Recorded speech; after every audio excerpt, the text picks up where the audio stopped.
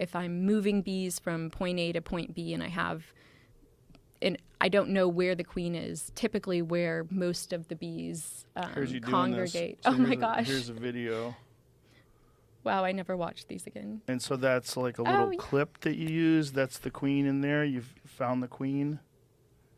I tell you what, that moment feels so good. It's hard to capture it in a video. Oh, that's a bee telling the other bees where to go. She's fanning her Nasanov gland. So you can actually see the Nasanov gland in that video, in that little clip. So on the back of her abdomen, wow, thank you. Jamie on the ball. Yeah, the back of her abdomen, you can kind of see it. So see how she has all those little black stripes? And then at the end, you can, it's a little gland that's exposed, and that's one of the pheromones, the ways they communicate. And she is signaling to all the other bees where to go, and she's letting them know. You can see them start to move down and into the new hive. It was getting dark. I was racing daylight there, but and then they will eventually do the rest of the work for you. Well, you're doing this with no beekeeper suit, nothing on your hands, nothing. Yeah, this was a really great colony of bees. Are there bad colonies of bees? You know, there are certainly bees that can be more defensive, but... Why would that be? Well, if they don't have all the resources they need, if they're in a bad spot, if they don't have a queen, a large colony tends to be more defensive than a smaller one because they have more resources to defend. So sometimes you'll see me do this, and it's a small swarm. So it's a swarm where there's no comb, there's no beeswax, there's no nectar, pollen, or honey, there's no baby bees, so they don't have anything to defend, and they're much gentler, in those cases most of the time. But every colony is different. Every colony has a different, behavior and is in a different set of circumstances. So it's I never know what I'm getting myself into. So what would cause them to be there if they didn't have those resources? To be where? Like in the wall right there? Those bees had been there for a number of years. I don't know exactly how long, but those bees likely were relocating, looking for a new place to live because maybe their hive, something happened to it, it got damaged, maybe, they felt like they didn't have the resources they needed around their hive and they wanted to move where there were better resources. But that cavity in particular, a wall or the side of a shed or the floor of a shed is a very common place that I remove bees from. And that's because it's a common place bees choose to live. It replicates it's so ideal for what the bees want in an environment. It almost is, the same kind of width of a beehive, that space in between the floor. They like a closed environment that's climate controlled with a small entrance that they can easily defend. They like it, protected from the weather and from the elements, and they need a lot of space. So in those backyard sheds, people tend to not go in them very often, and, the bees aren't bothered by people. So that's a pretty common place that I'll do removals from. So when you go to a place like that and you see them, that's how you know you don't need an outfit. You don't, because you were just like, well, I mean, here. the first. So now you're all suited up. So I sawzawed through that, and sometimes they don't like the vibrations of the tools that I'm using, and this is the first. I have no idea what to expect of how defensive they'll be. So this is your first exposure to these particular bees. So you're cutting through. For the folks that are just listening, she's at a shed and she's sawing through the side of this shed where the bees were. I was using my saw.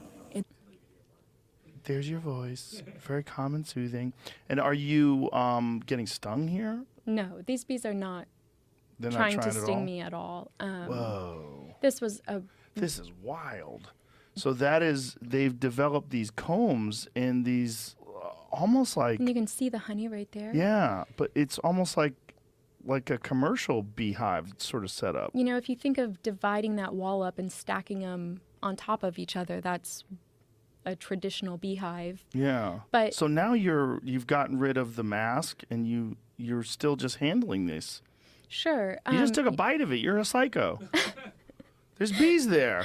I've been working hard. That was a long removal. I know, but there's bees flying around your face, and you're just biting into that honeycomb.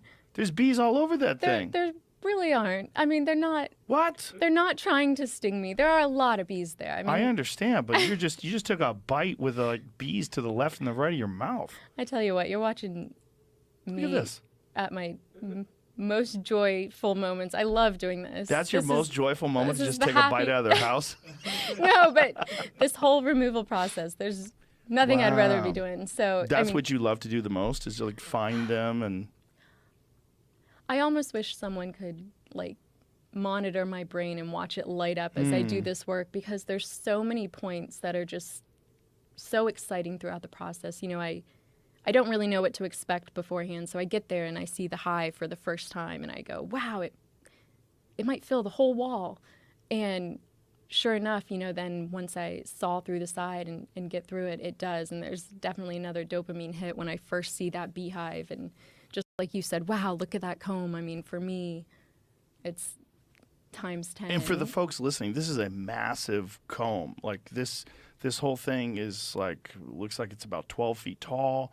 And the comb goes all the way up the side in 6 or 7 different rows. So there's how many bees are in there, if you had to take a wild guess? I hate doing this, but I mean, maybe 200,000, 250,000. Wow.